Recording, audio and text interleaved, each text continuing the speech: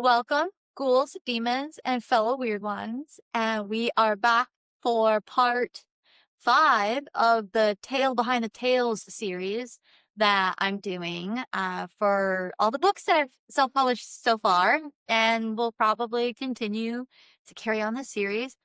My tea is still brewing. And I'm determined to power through all this. So we're just gonna, ghost toast to this until my tea is ready for me to pour it in my milk and all that fabulous stuff. So we are at book 5, Hunter, the Promised Prince of the Savannah, and this is a story. This story caught me off guard. I wasn't anticipating writing another story. I was definitely like hungry and eager and excited to write more like stories. There was such a rush after I released my debuting anthology and the 3. You smell my tea, big girl? You smell the tea? And the 3 stories I wrote for my nieces, and I was so excited. I couldn't wait to just do book after book after book because I knew I had so many ideas. And there were stories. I started writing the list, right? Of like, okay, these are people I want to write stories for. Here's like an idea. And like a lot of them. What's going on? What's going on? What do you smell? Is everything okay? I find that very interesting. What are you sniffing, big girl? You good? We good? Okay. Yeah. Good girl. I don't know what would be on the altar that you gotta sniff at. Is it because I'm about to talk about your story later? Okay. So anyway, as we're jumping ahead, Savannah and Bayless, they have stories. So for those who know, you know, and I will be talking about them. They're books 6 and 7. 6, 7. I worked with too many fucking kids. That is references just embedded into my fucking skull. Lay down. We got an hour till we're going out. Thank you. Anyway, so I had all these stories. And Sue and Bayless were on the list. I was starting to come up with a plan of like stories I was gonna write, and I was like, cool, I'm on a new like pattern. I have my candle routine and frequency and sequence and this and that. And now I have my writing, and again, juggling way too much. This is another time I've learned since then, only focusing on certain things, and I've done a lot of shifts and transitions, transformations on how I approach things. But this time I was like, okay, cool. So this is my candle routine. Now I'm doing a book routine, and I'm going to have a book a month, and I'm going to have this amount of candles every month and a book a month. And I'm going to do this amount of tarot readings, and like everything was like chunked apart into like a whole pie. These are the slivers, and I broke it down into a lunar cycle. And that is where I was beginning. So this story, I wasn't planning it at all. I was working at the clinic, still having my day job with kids, on top as an OTA, on top of pursuing this, but releasing those books, those 4 books, that it was all it took for like the rest of my life and that connection of like the inner child. And I was so ready for it. I kind of got to a point where I was like, I don't even care if I make another candle for someone ever again. Like, this is what I really want to do. And that was one of the $1 million questions. Riley had asked me, I was helping him. He had reached out to me for like some spiritual work and things like that. And through our conversation, he had asked me, well, if you only had to pick one thing, what would it be? Because he was like, Sarah, you can't do all of this. You're doing too much. This like all or nothing mentality that he really helped work me through, which he talks about with a lot of his clients. He does personal training and fitness and bodybuilding and all of this other stuff. And part of what he teaches his clients is that you can't do all or nothing. You can't have a perfect workout routine. You can't have a perfect work schedule. You can't have all of these things. And so as I'm teaching him the spiritual astrological side of, his birth chart, Bayless, don't knock my camera over, please, and all these other things, he is kind of reflecting back to me. He's a Leo moon. So we have like that same moon situation. And so I felt like this really like tied into all of that, like proving my worth by doing the fucking most, just being the most insane overachiever who ever overachieved. Because I'm not just running a channel business. I'm not just an artist. I'm a writer and I'm this and I'm that. And I like roll, roll, roll, crown, crown, crown. Hey, look at me, see value in me. And that was like really devastating. But that's important because that's where I was mentally. It was still just like 4 books. Releasing 4 books at once was not enough. I had to keep on. I had to prove everyone how creative I am, how powerful I am, like my talent, my skill. And that's genuinely, it's because like I can create very easily. I'm a generator. So things just like boom, boom, boom, and some of them hit, some of them don't. And that's kind of like the vibe of generators for those who are into human design is you kind of mass produce naturally. But I wasn't really honoring my rest cycles and all things of that nature. Um, and so I'm planning out the schedule and I'm still working at the clinic and I'm working with this beautiful young boy who's a Cancer. And, that's why I mentioned in Elena's video, like the feminine Cancerian energy. I would argue, take it with a grain of salt. Don't get offended. Fuck you if you do. And that this would be the masculine side of Cancerian energy. I had Elena, a little Cancer girl, and I have Hunter, this Cancerian boy. And I'm working with him on some things he's at the clinic for. And there's a story that came up about bullying. And so that's how it relates, is it was a similar bullying story. And especially as a man or a boy, a male, the societal conditions of him being too sensitive, just other things that I can't disclose that were going into this story of this kiddo that I was working with, who I deeply bonded with this kid. I love this kid very, very much. It was sad to not work with him anymore, but I hope he's, thriving, and I hope I helped him in the way that he needed to be helped. I hope he's continuing to receive help if he continues to need it. And so there was a lot of mirroring in that sense. And then it also kind of reminded me of my older brother, who's a Cancer male, and the other just masculine constructs that are embedded in the psyche of men, and is most likely is water sign men, arguably, if we're going to continue to apply astrological themes to it. Water sign, anybody is deeply emotional and considered stereotypically sensitive. And so he's talking about bullying, and he's very young, and it's already being implanted in his brain that his sensitivity is a problem. And I'm like, no, this is the fucking problem with grown men, is when they're young boys, they're told that their emotions don't matter and that they have to bury them and all of this other stuff. And it's mirrored in social dynamics in schools with young boys. And I think it's such a disservice to the human experience. Men, boys are human too. Just like women can't have like certain human bodily functions, it's unladylike to, fart or whatever. I've dealt with that. For men on the other side, it's emasculating to show emotion. And I was like, these are human things. This is not male versus female anything. This is a human fucking being. This little child who's just being programmed into these constructs and the social agreements that are inhibiting him, genuinely stunting him as a person, as a being, as a soul, to not fulfill his purpose and his superpower, which I firmly believe our birth charts highlight our natural superpowers and talents and things that we need to cultivate and grow and nurture. And so his emotional connection is a beautiful thing that's being shamed and shunned. And it was just devastating to me.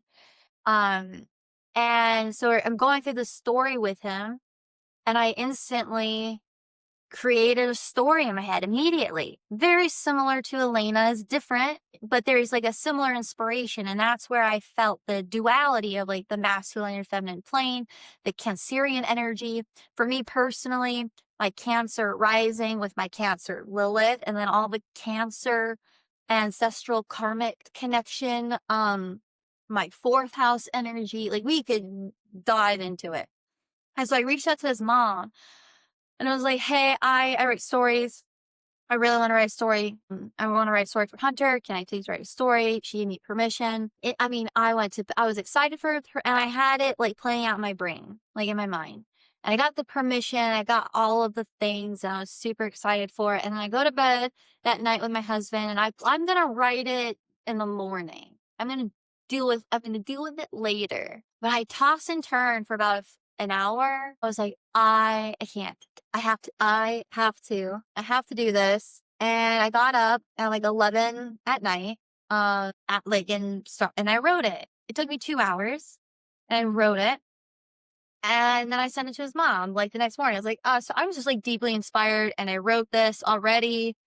Well, hopefully not to be weird. Cause like sometimes I feel like I work at at a pace that really, I don't know, it seems to, I don't want to say bothers or intimidates people, but just like surprises people. Cause it was the same day he had his treatment. I was inspired to write the story. I messaged his mom. I wrote all of this within a 24-hour period, less than 24-hour period. And I was like, cool, I'm going to design it and get it to him for like a Christmas present. So I released the 4 books in November. I'm pretty sure it was a Scorpio cycle. I can't remember the moon, but I know it was a full moon that I released them on. It was very intentional. So there would have been a Taurus full moon, I believe. If it was Scorpio season, it would have been a Taurus full moon, arguably. If I'm trying to backtrack, I would love my moon calendar in front of me to verify all of this. And then, so this was, again, Thanksgiving happened, blah, blah, blah, blah, blah. And so I designed the book and I give it to him for his Christmas present. And the whole point of the story is I wanted him to honor his emotions as a male child, but as a male who's going to grow up to be a grown man.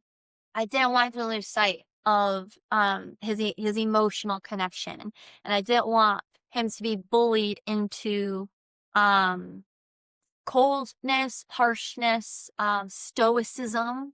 It's one thing to naturally be stoic. It's another thing to be belittled into stoicism. And I feel like a lot of men are as children. They are bullied into being stoic, and then that is something that they carry with them. And not that stoicism is bad or wrong or negative. There's a benefit to being stoic. There's a time and a place for your emotions, and all of those other obvious nuances for those who want to nitpick everything I say apart. But yeah, that was like a huge part for me. And like what I want is like, if I leave this kid with anything, it's that, not to say like in my experience, in my personal experience working with kids, I'm not saying that the children didn't have a need. They had a need, but these diagnoses that a lot of the kids that I've been given, it was unnecessary. It's like you need better parents, you need better society, you need like other things need to be better. This is not a personal problem. This is a systemic problem that is impacting you and influencing you. And it's going against your soul. It's going against your intuition. It's going against everything that you feel in your body. And you're being coerced and forced, slit, into thinking and feeling otherwise. And he was definitely one of the kiddos that I worked with that I felt like he benefited from OT, and I'm so glad I could be there for him. And I believe that everyone, when you have a need, like an emotional dysregulation, like a situation, you're processing something. But if your parents can't handle it, you don't have a mentor or someone that can handle it, I don't think there's a problem going to a professional. But to be permanently diagnosed and labeled for the rest of your life because you're going through a difficult developmental period, because society can't catch up to the human experience, it's a completely different thing. And so he was one of the kiddos that I loved working with, but I didn't feel like he was this, I can't disclose his diagnosis or anything like that, but example, and I'm not saying this was his diagnosis, it wasn't his diagnosis, but there are kids with like, severe cerebral palsy, severe autism, like other situations. Not to say that they deserved it or needed it more, but that's what, when you think of a problem child, you're thinking of someone who really has like some serious complications. This was a kiddo who otherwise would have developed typically just fine if his environment was nutritious, if it was a nurturing environment. This gets into nature versus nurture. And it was his parents were doing the best that they could with their upbringing and their own constructs and paradigms, but on top of like societal ones. Like these are societal expectations. And so parents are taught to put that expectation on their children. And it's just a repetitive cycle. And so I wanted to hopefully break the cycle within him, and honor himself as an emotional human being and a sensitive male. And that was a big part of Hunter, the promised prince of the savannah. And we used giraffe symbolism because he loved giraffes. Don't know if it would still be his favorite animal, but it was an animal that we utilized to create stories that allowed him to express his emotions. It was a lot easier for him to associate his emotions with a character than it was for him to identify it within himself. And that's like a starting point. Eventually, of course, you want him to be anyone. You want the child, the person to connect their emotions to themselves. But if the only way to initiate conversation on an emotional plane is to create a character, that's where you start. And then you eventually bridge your way to it. So the giraffe was significant as a character that helped him express his emotions. And so, Hunter, the Promised Prince of the Savannah by Sarah Adele. I would like to dedicate this tale to Hunter, an inspiring, pathetic, and loving young man who has impacted my life and many others more than he may realize. May you stay true to yourself, honor your strengths, and continue to be a beacon of light to our world. I know you will achieve greatness throughout your life. With gratitude, Miss Sarah. And yeah, I think it's a beautiful tale. It talks about, bullying and how to I guess also how to like alchemize choices. Like what does it mean to be a leader? How can you lead by example by honoring your strengths? And it's not becoming the bully yourself. So a lot of kids like, oh, they hit me, so I hit them back. Some situations, arguably the correct situation. But in a school setting where they're trying to promote nonviolence and retaliation and all those other things, how do you honor your emotions? How do you honor your boundary? And for Hunter, it was through humor.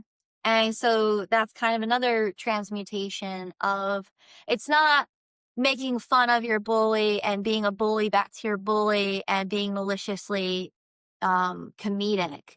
It's, you know, you have to read the story to fully understand. I'm trying not to ruin the story by explaining it. So I apologize for like fumbling over my words, but there is a way to approach adversarial forces, enemies, oppositions.